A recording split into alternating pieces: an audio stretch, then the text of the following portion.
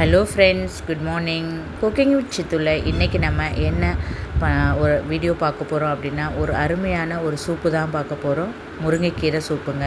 இது தினந்தோறும் பெண்கள் வாரத்தில் 2 முறை, ஆண்களும் சரி பெண்களும் சரி குடும்பத்தில் இருக்கிற குழந்தைங்களும் சரி எடுத்துக்கிறது ரொம்ப உடம்புக்கு நல்லது. இந்த முருங்கைக்கீரை சூப்பு நம்ம எப்படி பண்ணலான்னு வீடியோவில் பார்க்கலாம்.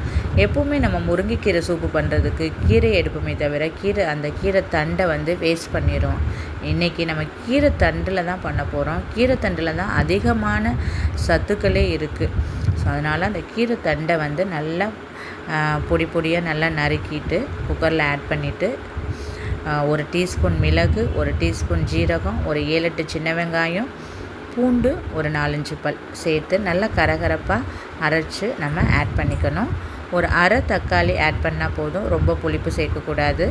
ஆட் பண்ணிவிட்டு நல்லா தண்ணி நம்மளுக்கு எவ்வளவு குவான்டிட்டி வேணுமோ, ஒரு 4-5 பேருக்குன்னா ஒரு 5-6 டம்ளர் ஆட் பண்ணிக்கிறணும். ஆட் பண்ணிவிட்டு தேவையான அளவு உப்பு, மஞ்சள் தூள் ஆட் பண்ணணும். உங்களுக்கு தேவைன்னா கொஞ்சம் ஒரு பிடி கீரை கூட அந்த தண்டோடு ஆட் பண்ணிக்கலாம். ஆட் பண்ணிவிட்டு குக்கரை க்ளோஸ் பண்ணி ஒரு 4-5 விசில் விட்டாலே போதும். நம்மளுக்கு ஒரு சூப்பரான ஒரு நான்வெஜ் டேஸ்ட்டில் இந்த சூப்பு நம்மளுக்கு தயாராகிடும்.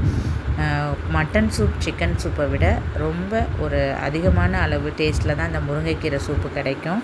விசில் விட்டதும் நம்ம ஃபில்ட்ரு பண்ணிவிட்டு நம்ம சூப்பை மிதமான சூட்டில் நம்ம மார்னிங்கே ஒரு எம்டி ஸ்டமக்கில் சாப்பிட்டோன்னா ரொம்ப உடம்புக்கும் அருமையாக இருக்கும், ஒரு சுறுசுறுப்பாகவும் இருக்கும். நீங்களும் சாப்பிட்டு பார்த்துட்டு எப்படி இருந்ததுன்னு கமெண்ட்ஸில் சொல்லுங்கள் ஃப்ரெண்ட்ஸ். லைக் பண்ணுங்கள், ஷேர் பண்ணுங்கள், சப்ஸ்கிரைப் பண்ணுங்கள், மேலே இருக்க பெல் ஐக்கானையும் ப்ரெஸ் பண்ணுங்கள். அப்போ தான் நான் போடுற வீடியோஸ் எல்லாம் உங்களுக்கு நோட்டிஃபிகேஷனில் வரும். Thank you friends. பை.